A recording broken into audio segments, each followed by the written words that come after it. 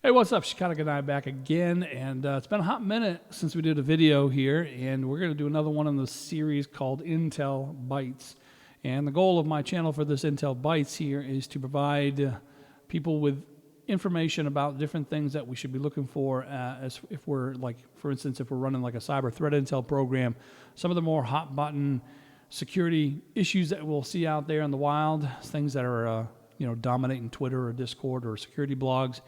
And I want to try to break it down as easy as I can for the CISOs of the world and such that are just trying to look and see what they need to do from their perspective as far as action items, but don't want to be bogged down with the extremely technical details of this sort of thing. More looking for like a bullet point type of scenario. So I'm going to try to break some of these down here in smaller video bites, if it were, hence the name Intel Bytes. And today's soup du jour we'll talk about is the one that's called the Follina Office ms-msdt, and this one has to do with the Microsoft diagnostic tool. This is an interesting one that had popped out, and it was actually noted, I think, back as far as early as January, that this was something that was discovered, but it wasn't until recently, for instance, with this tweet here from Neosec from Twitter. And I'll link all these different links that I'm showing here, these different pages that of people that did the actual real research at the beginning. I'll put them in my video channel so you guys will know, but I'm just going to reference them here.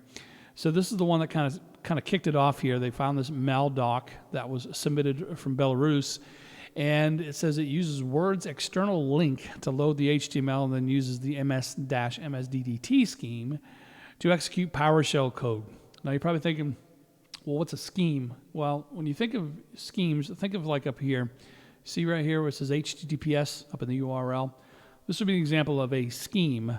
And if you were to look at your default apps and choose default apps by protocol, so in other words, if you come here, go to your default apps, choose default apps by protocol, you'll see a variety of different quote-unquote schemes, if you will, on the side here. Like, for instance, URL call to will be a scheme used like call to : / and then whatever the address is that they're talking about here, it should invoke bringing up, Skype in this case here.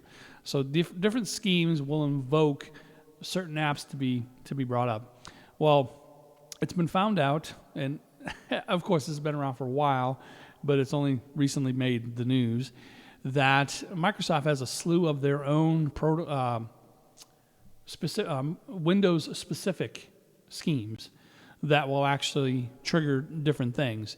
In this case here, the ms- or ms-app installer, ms-app prep, right? Those sort of things.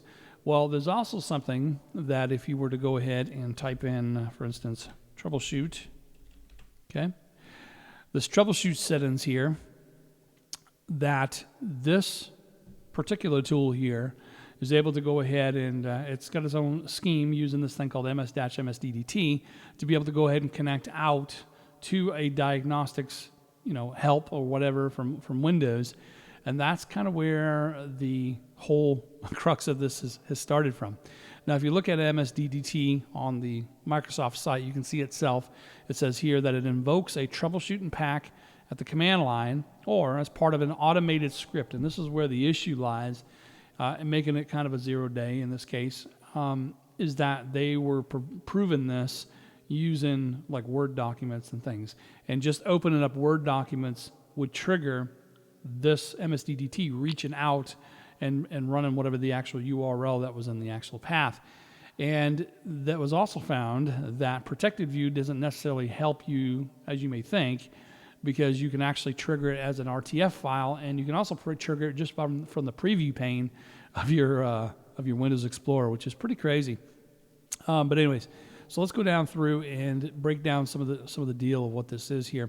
So they're calling this here. They're saying that the flaw impacts all Windows versions, and again, this is just a write-up I've done to kind of outline some key points, so I can keep it kind of piffy, if you will, keep it short. But I'll link the different URLs in the video chat. So it says here the flaw impacts all Windows versions still receiving security updates. It's used by threat actors to execute malicious PowerShell commands via ms-msdt. Now, there are some companies who may limit using like maybe AppLocker or something else that may limit running PowerShell.exe, and that would mitigate some of this likely, unless they figured a way to craft it in order to bring it up, because there are ways to bypass, obviously, AppLocker and things like that. But that would be a little bit more crafty in this case. This is talking about the majority that just don't even block this sort of thing. They just say, yeah, all standard users can have PowerShell access. If that's the case, then your company would be definitely at risk for something like this, because typically when you look at malware and you look at ransomware and you look at these things that you see in the news of somebody saying, oh, there's some phishing technique where somebody downloaded a Word document or an Excel document, and when they opened it, it actually ran a macro. And this macro actually ran a command for PowerShell, which PowerShell then went ahead and they used like net web client commands or whatever, and they reached out to a hosted malware that they were hosting on either a C2 or some other server, and they pulled it down that way. So typically, like I said, the malware itself may not actually be in the document. The malware may be just the macro that runs, that kicks off a PowerShell command that in turn downloads from the internet or whatever the actual malware. That's where you hope your AVs or your EDRs will kind of block that sort of thing from happening. But that's kind of where we're at on this. So again, we had started off with this one this tweet here, and you can see right there, see where it says ms-msdt : that's an example of a URL scheme in this case here, and the location.href would be indicating that it's an HTML file where they're pulling this down. So they're saying this ID PCW diagnostic. So if you actually look it up in your Windows, if you go here to C, Windows, and then you go to diagnostics/index, you will find that file right there, PCW diagnostic. Now, interestingly, if you open it up, you can notice here, requires admin privileges, false. All right? So being able to trigger or run this does not require admin privileges, likely because a standard user was probably the one that's actually kicking off the troubleshooter to begin with. So to make it only be able to run only if you're an admin may kind of defeat the all-around nature of the troubleshooting that it's actually doing, right? So in this case, I can kind of understand why they probably set that by default, but just understand it doesn't require admin privilege. And if you're familiar with the term living off the land binaries, they're called lolBOS. You can actually see that is the case if you were to look up ms-msdt under there, that you can execute. It says here, execute the Microsoft diagnostics tool, and then execute whatever this particular one is here. And this is not related to Follina. This is just showing you the lolBOS. But you'll notice here that the actual privileges required to run this is only standard user. So do keep that in mind, that that's pretty much what it is. So they were able to go ahead and grab whatever the file is from this, and they unzipped the file and looked at the different components, and they noticed this XML one right here. And inside this Word rels folder is a document XML rels folder containing an external reference to this word process and drawings RDF8421.html, right? So when you're looking at this one here and you open it up, the actual contents has all these A's, and you're probably thinking, well, what the heck is that? And you can see right here where it says script, that's indicative of a JavaScript. So if you see that tag in an HTML document, that element, it's JavaScript. So we can see there's a ton of A's. Now, for those that are kind of familiar with malware and how things like this work, you probably recognize that it's some sort of pattern. Well, it was found thanks to Huntress Labs, and also, let me give the proper shout out here. Rich Warren shared a blog from Bill, I don't know how you say that name, Dimarcapi, I think it was.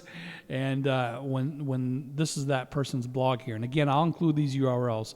But apparently that when this person actually ran some of this Windows pseudocode, some of this Windows code through an actual debugger, they were seeing that in order for something to kick off executing something, it actually expected it was a hard coded in the actual code itself that it was expecting 4,096 bytes.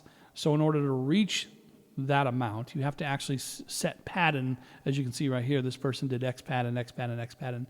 Well, in this particular case, we can see that this is the pattern needed to get it up to 4096, which would then kick off whatever the actual ms-msdt quote-unquote payload was.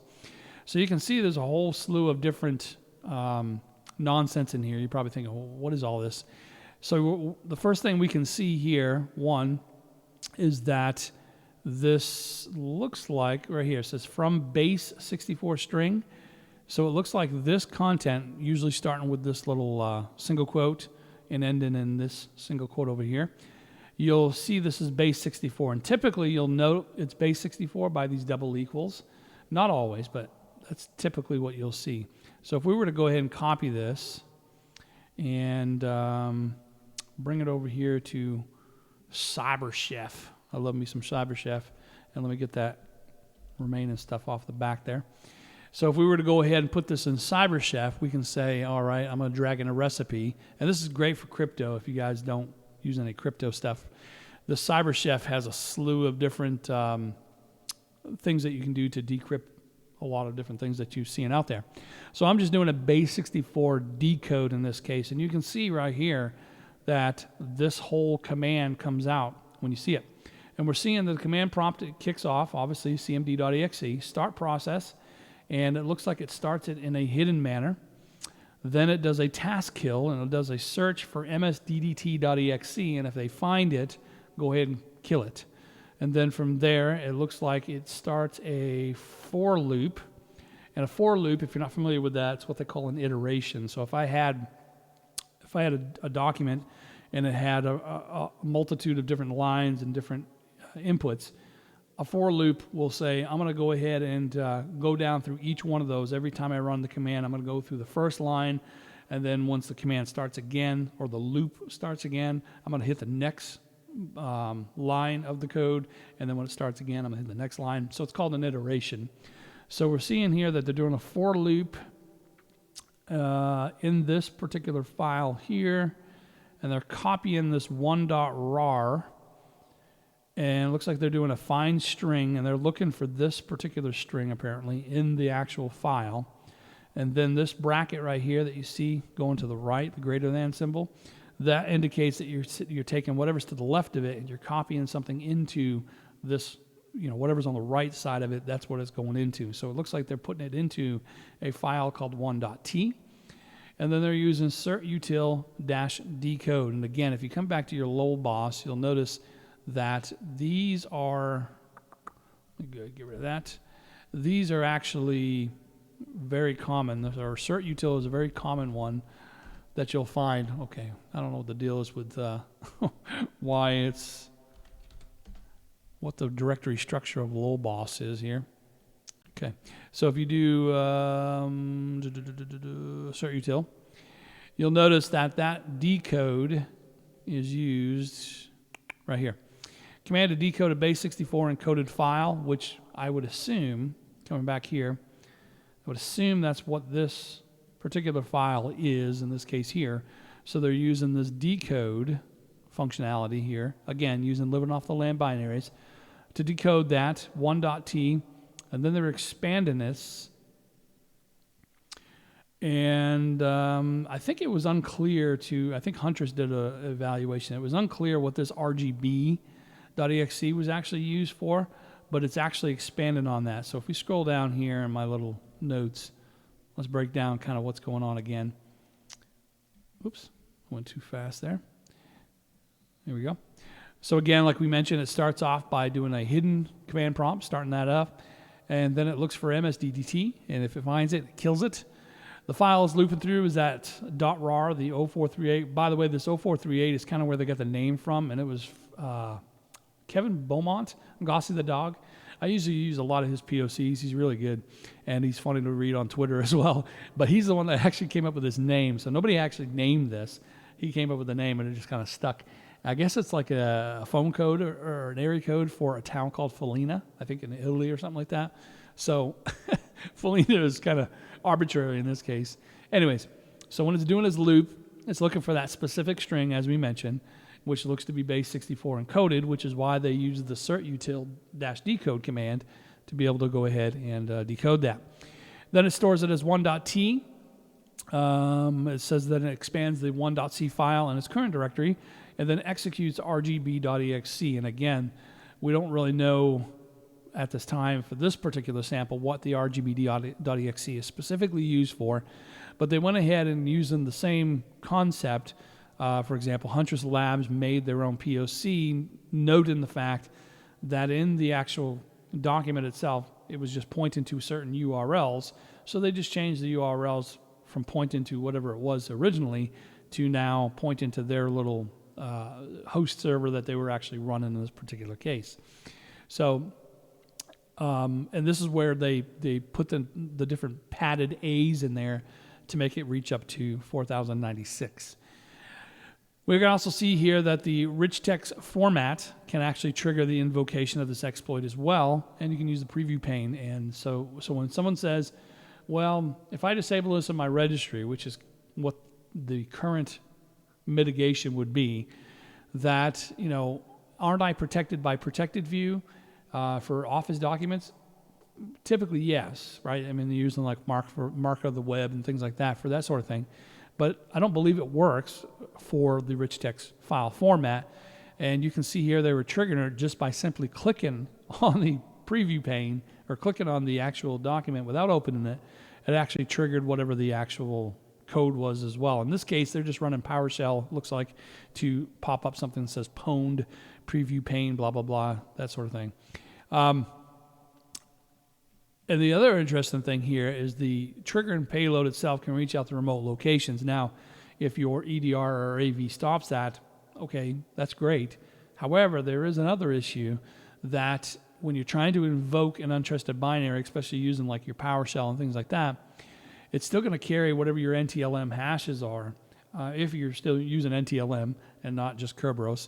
And there's a tool called Responder that a lot of people will use. And Responder, if it's listening on the other end, and it notices or it sees the NTLM hash, it will be able to capture that, and then using something like Hashcat, if you have a pretty weak password, even if it's NTLM version 2 or whatever, Hashcat will then go ahead and proceed to crack it using rainbow tables and all kinds of other different things. So that was the other issue that they had come across, is that trying to reach out itself without even having to download it will actually carry the NTLM hashes. Therefore, the attacker would be able to go ahead and view that using Responder. And so that's no good there. One of the blogs, like I mentioned, I'll put in there is this Huntress one, because they did a really good job. And most of these actual blogs that are talking about this sort of thing will go into detection efforts, but they'll also list mitigations and maybe possibly even some IOCs to look for. And for this particular one here, the IOC would be based off of this one specific maldoc from Belarus.